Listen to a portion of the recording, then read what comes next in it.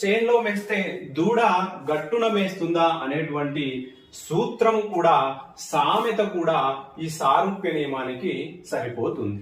ఇది సారూప్య నియమానికి సంబంధించినటువంటి సమాచారం. సారూప్య నియమాన్ని పోలికల సూత్రం అంటారు. ఇందులో తల్లిదండ్రులు కానీ వారి పూర్వీకుల లక్షణాలను కానీ పోలి ఉంటారు. రూపంలో కావచ్చు, గుణంలో కావచ్చు, ఏదైనా సరే వారి పూర్వీకుల లక్షణాలను కలిగి ఉంటే అది సారూప్య నియమం అవుతుంది. ఇందులో ఉదాహరణకు వరి నాటితే గోధుమలు మొలుస్తాయా అనేటువంటి ప్రశ్న తలెత్తినప్పుడు గోధుమలు మొలవు, వరే మొలుస్తుంది అనే సమాధానం మనం చెప్పగలం. కాబట్టి వరి నాటితే గోధుమలు మొలుస్తాయా అనేటువంటిది కాదు. కాబట్టి వరి నాటితే వరే మొలుస్తుంది అనేటువంటి తెలియచేసేది ఇది.